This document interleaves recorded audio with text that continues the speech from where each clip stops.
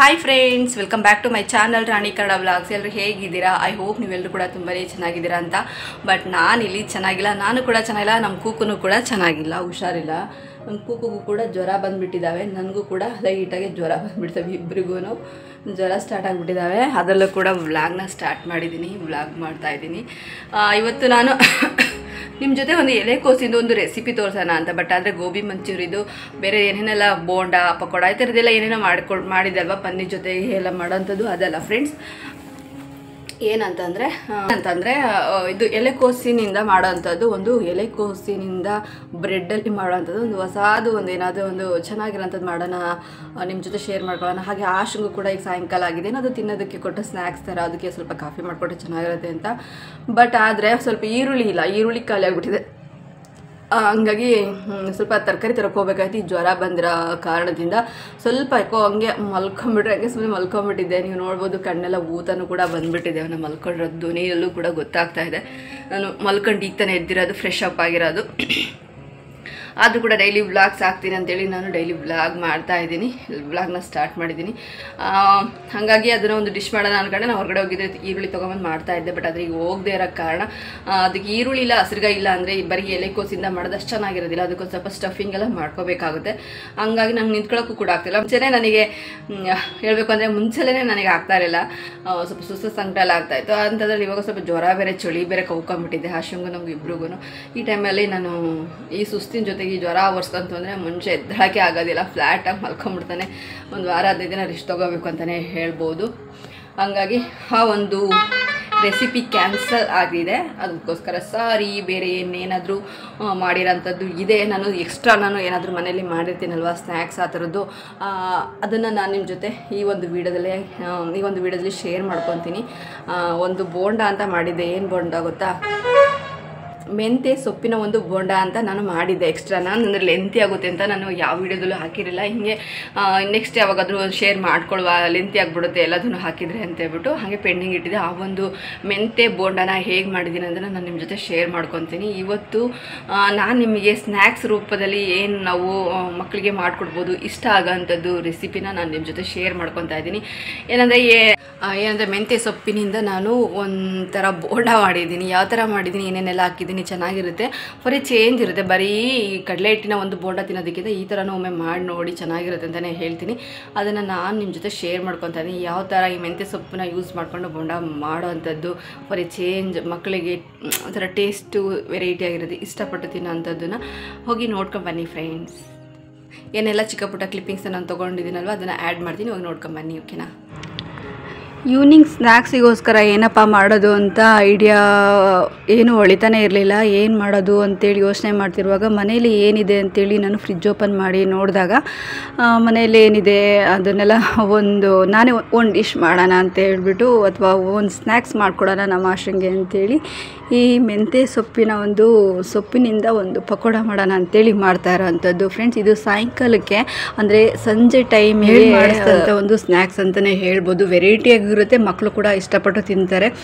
ಬರೀ ಬೋಂಡ, ಕಡಲೆ ಹಿಟ್ಟು ಬೋಂಡ ಅಥವಾ ಮೆಣಸಿನ್ಕಾಯಿ ಬಜ್ಜಿ ಈ ಥರದ್ದೇ ಮಾಡಿಕೊಟ್ರೆ ಮಕ್ಕಳಿಗೂ ಬೋರ್ ಅನಿಸ್ಬೋದು. ಈ ಥರ ಮೆಂತ್ಯ ಸೊಪ್ಪಿನಿಂದ ಮಾಡಿಕೊಟ್ರೆ ಮೆಂತ್ಯ ಸೊಪ್ಪನ್ನ ತಿಂದೇ ಇರೋಂಥ ಮಕ್ಕಳು ಕೂಡ ಮೆಂತ್ಯ ಸೊಪ್ಪಿನ ಒಂದು ಬೋಂಡದ ಒಂದು ವೆರೈಟಿ ಟೇಸ್ಟು ಕೂಡ ಮಕ್ಕಳು ಸವಿಬೋದು ಅಂತಲೇ ಹೇಳ್ಬೋದು ಫ್ರೆಂಡ್ಸ್. ಇಲ್ಲಿ ಸ್ವಲ್ಪ ನಾನು ಬೆಳ್ಳುಳ್ಳಿ ಹಾಗೆ ಶುಂಠಿ, ಈರುಳ್ಳಿ ಇದನ್ನೆಲ್ಲನೂ ಸಣ್ಣದಾಗಿ ಸ್ಲೈಸಸ್ ಮಾಡ್ಕೊಂಡಿದ್ದೀನಿ. ಹಾಗೆ ಸ್ವಲ್ಪ ಮಟ್ಟಿಗೆ ಮೆಂತ್ಯ ಸೊಪ್ಪನ್ನು ಕೂಡ ತೊಗೊಂಡಿರೋಂಥದ್ದು. ಇದನ್ನು ಚಿಕ್ಕದಾಗಿ ತುಂಬಾ ಎಷ್ಟು ಸಾಧ್ಯವೋ ಅಷ್ಟು ಮಟ್ಟಿಗೆ ನಾವು ಕಟ್ ಮಾಡ್ಕೋಬೇಕಾಗುತ್ತೆ. ನೀವು ನೋಡ್ತಾ ಇರ್ಬೋದು, ನಾನು ಈ ಮಟ್ಟಕ್ಕೆ ಇದಕ್ಕೂ ನೀವು ಸಣ್ಣಕ್ಕೆ ಕಟ್ ಮಾಡ್ಕೋಬೋದು. ನಾನು ಈ ರೀತಿ ಸಣ್ಣದಾಗಿ ಕಟ್ ಮಾಡ್ಕೊಂಡಿರೋಂಥದ್ದು ಮೆಂತ್ಯ ಸೊಪ್ಪನ್ನ.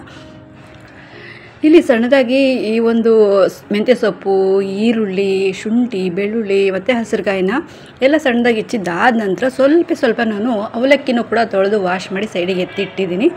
ಇವಾಗ ಒಂದು ಬೌಲಿಗೆ ಒಂದು ಸ್ವಲ್ಪ ಮಟ್ಟಿಗೆ ಮಾತ್ರ, ಜಾಸ್ತಿ ಕ್ವಾಂಟಿಟಿಯಲ್ಲಿ ಬೇಡ ಅನಿಸುತ್ತೆ ನನ್ನ ಕೇಳಿದರೆ, ಸ್ವಲ್ಪ ಮಟ್ಟಿಗೆ ಮಾತ್ರ ಕಡಲೆ ಹಿಟ್ಟನ್ನ ಯೂಸ್ ಮಾಡಿರೋಂಥದ್ದು. ಹಾಗೆ ನಾನು ಎಲ್ಲ ಹೆಚ್ಚಿಟ್ಕೊಂಡಿದ್ದಲ್ವ ಅದನ್ನೆಲ್ಲನೂ ಕೂಡ ಆ್ಯಡ್ ಮಾಡ್ತಾಯಿದ್ದೀನಿ. ಮೆಂತ್ಯ ಸೊಪ್ಪು, ಈರುಳ್ಳಿ, ಹಾಗೆ ಶುಂಠಿ, ಬೆಳ್ಳುಳ್ಳಿ, ಹಸಿರುಗಾಯಿ ಇಷ್ಟನ್ನು ಆ್ಯಡ್ ಮಾಡಿಬಿಟ್ಟು ಇದಕ್ಕೆ ಸ್ವಲ್ಪ ಮಟ್ಟಿಗೆ ಕಾರ್ನ್ಫ್ಲವರ್ನು ಕೂಡ ನಾನು ಆ್ಯಡ್ ಮಾಡ್ತಿರೋಂಥದ್ದು. ಹಾಗೆ ಅವಲಕ್ಕಿ ಕೂಡ ಆ್ಯಡ್ ಮಾಡಿ ರುಚಿಗೆ ತಕ್ಕಷ್ಟು ಉಪ್ಪನ್ನು ಆ್ಯಡ್ ಮಾಡ್ತಾಯಿದ್ದೀನಿ ಫ್ರೆಂಡ್ಸ್. ಇದಕ್ಕೆ ಯಾವುದೇ ಒಂದು ಸೋಡಾ ಪುಡಿ ಏನೂ ಅಂಥದ್ದೇನೂ ಹಾಕಿಲ್ಲ, ಕ್ರಿಸ್ಪಿ ಬೇಕು ಜಾಸ್ತಿ ಅಂತೇಳ್ಬಿಟ್ಟು ಸ್ವಲ್ಪ ಸ್ಮೂತ್ನೆಸ್ ಬೇಕು ಅಂತಂದರೆ ನೀವು ಸೋಡಾ ಪುಡಿನ ಆ್ಯಡ್ ಮಾಡ್ಕೋಬೋದು. ನಂಗೆ ಕ್ರಿಸ್ಪಿ ಅಂದರೆ ತುಂಬ ಇಷ್ಟ ಆಗುತ್ತೆ ಅಂತೇಳಿ ಸೋಡಾ ಪುಡಿನ ಆ್ಯಡ್ ಮಾಡಿಲ್ಲ. ಈಗ ಸ್ವಲ್ಪ ಅಚ್ಕಾರದ ಪುಡಿ, ಸ್ವಲ್ಪ ಅರಿಶಿನ ಪುಡಿ, ಸ್ವಲ್ಪ ಗರಂ ಮಸಾಲ ಈ ಥರದನ್ನು ಹಾಕಿಬಿಟ್ಟು ಇನ್ನು ಸ್ವಲ್ಪ ಖಾರ ಬೇಕು ಅನ್ನಿಸ್ತು, ಹಾಗಾಗಿ ನಾನು ಖಾರದ ಪುಡಿನ ಆ್ಯಡ್ ಮಾಡಿದ್ದೀನಿ.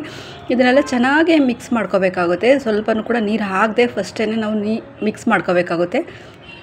ಏನಕ್ಕೆ ಅಂತಂದರೆ ಅವಲಕ್ಕಿ ನೆನೆಸಿರ್ತೀವಿ, ಹಾಗೆ ಸೊಪ್ಪು ತೊಳೆದಿರ್ತೀವಲ್ಲ ಅದರಲ್ಲೂ ಸ್ವಲ್ಪ ನೀರಿನಂಶ ಇರುತ್ತೆ. ಹಾಗಾಗಿ ಇನ್ನು ಸ್ವಲ್ಪ ನಾವು ಹಸಿಟ್ಟು ಅಂತ ಏನಿರುತ್ತಲ್ವ, ಈ ಕಡಲೆ ಹಿಟ್ಟು, ಕಾರ್ನ್ಫ್ಲೋರು ಇದರಲ್ಲಿ ನೀರಿನಂಶ ಇರಲ್ಲ, ಅದಕ್ಕೆ ಅದು ಮ್ಯಾಚ್ ಆಗಬೇಕು. ಅದು ನೋಡಿಕೊಂಡು ನಾವು ಆಮೇಲೆ ನೀರು ಹಾಕೋವಂಥದ್ದು. ಹಾಗಾಗಿ ಫಸ್ಟ್ ನಾವು ಡ್ರೈನೇ ನಾವು ಮಿಕ್ಸ್ ಮಾಡ್ಕೊಂಡಿದ್ದಾದ ನಂತರ ಸ್ವಲ್ಪ ನಾವು ನೀರನ್ನ ಹಾಕ್ಕೋಬೇಕಾಗುತ್ತೆ. ನನಗಿನ್ನೂ ಸ್ವಲ್ಪ ಕಾರ್ನ್ಫ್ಲೋರ್ ಹಿಟ್ಟು ಬೇಕು ಅನ್ನಿಸ್ತು.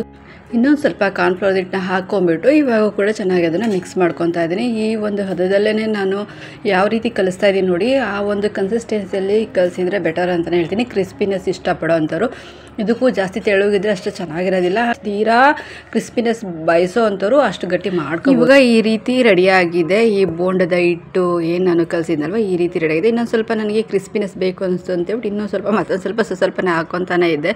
ಸ್ವಲ್ಪ ಜಾಸ್ತಿ ಕ್ರಿಸ್ಪಿನೆಸ್ ತಿನ್ನಬೇಕು ಅಂತ ಆಸೆ ಆಗುತ್ತೆ. ನನಗಾಯ್ತು, ನನ್ನ ಮಗಳಿಗಾಯಿತು. ಸ್ಮೂತ್ನೆಸ್ಸಿನ ಬೋಂಡ ಅಂದರೆ ಇಷ್ಟನೇ ಆಗಲ್ಲ. ಇವಾಗ ನಾನು ಇದನ್ನು ಸಣ್ಣದಾಗಿ ಉಂಡೆ ಥರ ವಡೆಗಳ್ನ ರೆಡಿ ಮಾಡ್ಕೋಬೇಕಾಗುತ್ತೆ. ರೆಡಿ ಮಾಡ್ಕೊಂಡು ಈ ಕಡೆ ಸ್ಟವ್ ಹಚ್ಚಿ ನಾನು ಆಯಿಲ್ನೂ ಕೂಡ ಕಾಯ್ಲಿಕ್ಕೆ ಇಟ್ಟಿದ್ದೀನಿ. ಇವಾಗ ಸಣ್ಣದಾಗಿ ಒಂದು ಚಿಕ್ಕ ಬಿಲ್ಲೆ ಥರ ಸಣ್ಣದಾಗಿ ವಡಾ ಥರ ಮಾಡ್ತಾರೆ ನೋಡಿ. ಈ ಒಂದು ಕಡಲೆಬೇಳೆ ವಡ ಅಂತ ಕೊಡ್ತಾರೆ ಹೋಟ್ಲು ಸೈಡಲ್ಲಿ. ನನ್ನ ಮಗಳಿಗೆ ಅದಂದ್ರೆ ತುಂಬಾ ಇಷ್ಟ. ಹೋಟ್ಲು ಸೈಡಲ್ಲಿ ಕಡಲೆ ವಡ ಅಂತ ಮಾಡ್ತಾರೆ, ಅಂದರೆ ಕಡಲೆನ ನೆನಾಕ್ಬಿಟ್ಟು ಕಡಲೆಬೇಳೆನ ನೆನಾಕ್ಬಿಟ್ಟು ಅದನ್ನು ಚೆನ್ನಾಗಿ ಮಿಕ್ಸಿ ಅಥವಾ ರುಬ್ಬಿ ಹಾಕ್ತಾರೆ. ಆ ರೀತಿ ಶೇಪಲ್ಲಿ ನಾನು ಇವಾಗ ಈ ಒಂದು ಬೋಂಡ ಅಥವಾ ವಡೆನ ನಾನು ಮಾಡ್ತಾ ಇರೋಂಥದ್ದು. ಮಕ್ಕಳಿದ್ದು ಮನೆಯಲ್ಲಿ ಈ ಥರ ಸ್ನ್ಯಾಕ್ಸ್ಗಳನ್ನ ವೆರೈಟಿ ಮಾಡಿಕೊಟ್ರೆ ಎಷ್ಟು ಖುಷಿ ಪಟ್ಟು ತಿಂತಾರಲ್ವ. ನೀವು ಒಮ್ಮೆ ಟ್ರೈ ಮಾಡಿ.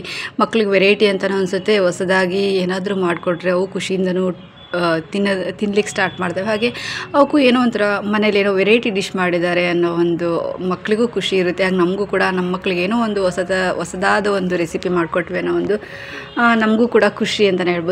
ಅಂತೂ ಇಂತೂ ರೆಡಿ ಆಯಿತು. ಸಾಯಂಕಾಲದ ಸಂಜೆಯ ಈವ್ನಿಂಗ್ ಸ್ನ್ಯಾಕ್ಸ್ ಅಂತಲೇ ಹೇಳ್ಬೋದು. ಈ ಮೆಂತ್ಯ ಸೊಪ್ಪಿನ ಬೋಂಡ ತುಂಬಾ ಚೆನ್ನಾಗಿ ಬಂದಿತ್ತು. ಕ್ರಿಸ್ಪಿನೆಸ್ ನೀವು ನೋಡ್ತಾನೆ ಗೊತ್ತಾಗ್ತಾ ಇದೆ ಅದು ಕ್ರಿಸ್ಪಿನೆಸ್ ಯಾವ ಥರ ಇರ್ಬೋದು. ಬೋಂಡ ಯಾರಿಗೆಲ್ಲ ಇಷ್ಟ ಇರೋದಿಲ್ಲ ಹೇಳಿ, ಖಂಡಿತ ಇಷ್ಟ ಆಗುತ್ತೆ. ಕ್ರಿಸ್ಪಿ ಆಗಿರೋ ಅಂಥ ಬೋಂಡನೇ ಇಷ್ಟ. ಯಾರೇ ಆಗಲಿ ಸ್ಮೂತ್ನೆಸ್ ಬೋಂಡ ಯಾರೂ ಇಷ್ಟಪಡೋದಿಲ್ಲ. ನೋಡಿಕೊಂಡು ನಾವು ಒಂದು ಕಾರ್ನ್ಫ್ಲವರ್ ಹಿಟ್ಟನ್ನ ಆ್ಯಡ್ ಮಾಡಬೇಕಾಗುತ್ತೆ. ಕಡಲೆ ಹಿಟ್ಟಿನ ಒಂದು ಜೊತೆಗೆ ಕಾರ್ನ್ಫ್ಲವರ್ ಹಿಟ್ಟು ಎಷ್ಟು ನಾವು ಯೂಸ್ ಮಾಡ್ತೀವೋ ಅಷ್ಟರ ಮಟ್ಟಿಗೆ ಕ್ರಿಸ್ಪಿನೆಸ್ ಬರುತ್ತೆ ಅಂತಲೇ ಹೇಳ್ಬೋದು.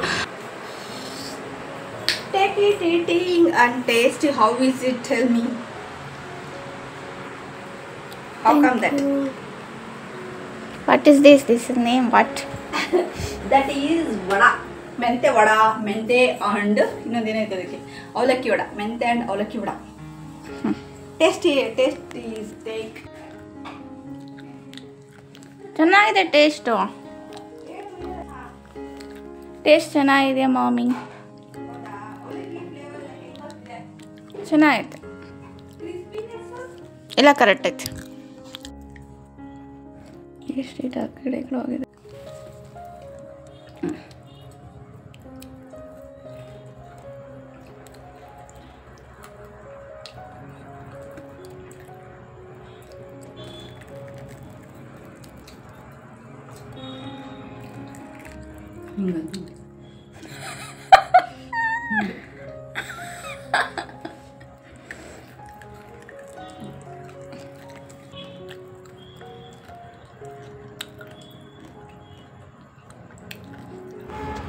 ಇದು ಬಂದು ನೆಕ್ಸ್ಟ್ ಡೇದು ಇದು ವ್ಲಾಗ್ನ ನಾನು ಕಂಟಿನ್ಯೂ ಮಾಡಿರೋ ಅಂಥದ್ದು ಫ್ರೆಂಡ್ಸ್. ಇಲ್ಲಿ ಡಿಕಾಕ್ಷನ್ ಕಾಫಿ ಮಾಡ್ತಾಯಿದ್ದೀನಿ. ತುಂಬಾ ಕತ್ಲಾಗಿತ್ತು, ಹಾಗೆ ಹೋಗಿ ತರೋದಕ್ಕಾಗಲಿಲ್ಲ. ಅಂದರೆ ಸುಮಾರು 8-8:30 ಮೇಲಾಗಿತ್ತು ಅಂತೇಳ್ಬಿಟ್ಟು ಡಿಕಾಕ್ಷನ್ ಕಾಫಿ ಕುಡಿತಾ ಇರೋಂಥದ್ದು. ಸ್ವಲ್ಪ ಲೈಟಾಗಿ ಸ್ವಲ್ಪ ಮಟ್ಟಿಗೆ ಜ್ವರ ಬಂದಿದ್ದಷ್ಟೇ, ಏನಂತ ಓವರಾಗೇನಿಲ್ಲ. ನಾನು ಆರಾಮಾಗಿ ಇದ್ದೀನಿ, ನನಗೇನೂ ಆಗಿಲ್ಲ. ಅಂದರೆ ಈ ಸ್ವಲ್ಪ ತಣ್ಣೀರಾಗೆಲ್ಲ ನಾವೇನಾದರೂ ತಣ್ಣೀರಲ್ಲಿ ಜಾಸ್ತಿ ಆಡೋದು ಹಿಂಗೆಲ್ಲ ಮಾಡಿದರೆ ಈ ಥರದ್ದೊಂದು ಜ್ವರ ಕಾಣಿಸ್ಕೊಳುತ್ತೆ ಅಷ್ಟೇ, ನಮಗೇನೂ ಆಗಿಲ್ಲ. ನಾವು ಇವಾಗ ಅಲ್ಲೇ ಹುಷಾರಾಗಿದ್ದೀವಿ ಆಲ್ರೆಡಿ.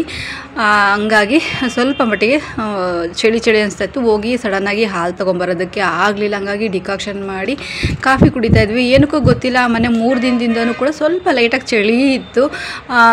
ತಣ್ಣೀರಲ್ಲಿ ಸ್ನಾನ ಮಾಡಿದ್ವಿ, ಹಂಗಾಗ್ಬಿಟ್ಟು ಆ ಒಂದು ಕಾರಣಕ್ಕೆ ಈ ಚಳಿನೂ ಕೂಡ ಒರೆಸ್ಕೊಂಡು ಲೈಟಾಗಿ ಸ್ವಲ್ಪ ನಮಗೆ ಈ ಜ್ವರ ಅನ್ನೋದು ಕಾಣಿಸ್ಕೊಂತು. ಆಮೇಲೆ ಹುಷಾರಾದ್ವಿ, ಏನೂ ಪ್ರಾಬ್ಲಮ್ ಇಲ್ಲ. ವಿ ಆರ್ ಆಲ್ ರೈಟ್ ಅಂತಲೇ ಹೇಳ್ಬೋದು, ನಾನು ನನ್ನ ಮಗಳು ಇಬ್ಬರು ಕೂಡ. ಹಾಗೆ ನನ್ನ ಮಗಳು ಸ್ವಲ್ಪ ಏನಾದರೂ ಬಾಯಿಗೆ ಸ್ಪೈಸಿಯಾಗಿ ಸ್ವಲ್ಪ ಚೆನ್ನಾಗಿರೋದು ಏನಾದರೂ ಒಂದು ವೆರೈಟಿ ಇದೇನಾದರೂ ಮಾಡ್ಕೊಡ್ತೀನಮ್ಮ ಅಂತೇಳಿ ಬ್ರೆಡ್ ಇತ್ತು ಮನೆಯಲ್ಲಿ, ಟೊಮೊಟೊ ಕೆಚಪ್ಪು, ರೆಡ್ ಚಿಲ್ಲಿ ಹಾಗೆ ಮೊಯೋ ಎಲ್ಲ ಇತ್ತು ಅಂತೇಳ್ಬಿಟ್ಟು ಏನೋ ಹಾಕಿ ಸ್ವಲ್ಪ ರೋಸ್ಟ್ ಮಾಡಿ ಕೊಟ್ಲು. ನನಗೂ ಕೂಡ ಇಷ್ಟ ಆಯಿತು. ಈ ಕಾಫಿ ಜೊತೆಗೆ ಸ್ವಲ್ಪ ಇದನ್ನು ಕೂಡ ತಿಂದ್ವಿ. ಒಂದು ಸ್ವಲ್ಪ ಚೆನ್ನಾಗಿ ಅನಿಸ್ತು ಬಾಯಿಗೆ. ತುಂಬಾ ಒಂಥರ ಏನು ನಾವು ಬಾಯಿ ಕೆಟ್ಟಿದ್ರೆ ಅಥವಾ ಈ ಒಂದು ಟೈಮಲ್ಲಿ ಈ ಜ್ವರ ಬಂದಿದ್ದಂಥ ಟೈಮಲ್ಲಿ ಬಾಯಿ ಕೆಟ್ಟಿದ್ರೆ ಏನಕ್ಕೆ ಗೊಜ್ಜು ಮುದ್ದೆ ಊಟ ಮಾಡ್ತೀವಲ್ಲ ಆ ರೀತಿ ಅನ್ನಿಸ್ತಾಯಿತ್ತು, ಫೀಲ್ ಆಗ್ತಾಯಿತ್ತು. ಆ ಒಂದು ಬ್ರೆಡ್ ತಿನ್ನುವಾಗ ಆ ಥರ ಇತ್ತು. ಈ ಮಯೋ, ಈ ರೆಡ್ ಚಿಲ್ಲಿ ಹಾಗೆ ಈ ಟೊಮೊಟೊ ಕೆಚಪ್ ಎಲ್ಲ ಹಾಕಿ ರೋಸ್ಟ್ ಮಾಡಿಕೊಟ್ಟಿದ್ದಂಥದ್ದು. ನನ್ನ ಪ್ಲಾನ್ ಬೇರೆಯೇ ಇತ್ತು. ಅಂದರೆ ಒಂದು ಸ್ವಲ್ಪ ಏನಾದರೂ ರೋಸ್ಟ್ ಥರದ್ದು ಏನಾದರೂ ಬ್ರೆಡ್ ರೋಸ್ಟ್ ಥರ ಮಾಡಿಬಿಟ್ಟು ಒಳಗಡೆ ಸ್ಟಫಿಂಗ್ ಥರ ತುಂಬಿ ಏನಾದರೂ ಮಾಡಬೇಕು ಅನ್ನೋ ಐಡಿಯಾ ಇತ್ತು. ನನಗೆ ಈರುಳ್ಳಿ ಇಲ್ಲದ ಕಾರಣ ನಾನು ಅದನ್ನು ಕಂಟಿನ್ಯೂ ಮಾಡಲಿಲ್ಲ. ಹಾಗಾಗಿ ನಮ್ಮ ಆಶಾ ಇದನ್ನು ಏನೋ ಮಾಡಿಕೊಟ್ಲು. ನಾನೇನೋ ಒಂದು ಓನ್ ಐಡಿಯಾದಲ್ಲಿ ಏನೋ ಒಂದು ಓನ್ ಮಾಡ್ತೀನಿ ನಾನೇ ಒಂದು ರೆಸಿಪಿ ಥರ ಅಂತೇಳಿ ಅದನ್ನೇನು ಶೇರ್ ಮಾಡ್ಕೊಂಡಿಲ್ಲ.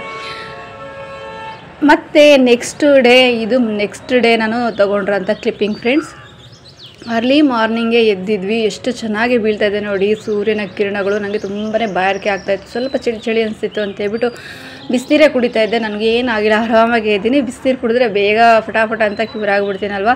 ಹೊರಗಡೆ ಬಂದು ಸೂರ್ಯನ ನೋಡ್ತಾ ಕುಡಿತಾ ಇದ್ದೆ. ಅರ್ಲಿ ಮಾರ್ನಿಂಗ್ ಅಂದರೆ ಸುಮಾರು 6:30 ಒಳಗಿತ್ತು. ರೇಟ್ ಐತಪ್ಪ ಜಾಸ್ತಿ, ಕಮ್ಮಿ ಮಾಡ್ಕೊಡಲ್ವಾ? ಕಮ್ಮಿ ಮನೇಲಿ ಸ್ವಲ್ಪ ಹಸಿರುಗಾಯಿ, ಈರುಳ್ಳಿ, ಕೊತ್ತಂಬರಿ ಈ ಥರದ್ದೇನೂ ಇರಲಿಲ್ಲ, ಎಲ್ಲ ಖಾಲಿ ಆಗಿಬಿಟ್ಟಿತ್ತು. ಹಾಗಾಗಿ ಸ್ವಲ್ಪ ಮಾರ್ಕೆಟ್ ಕಡೆಗೂ ಬಂದಿದ್ದೆ.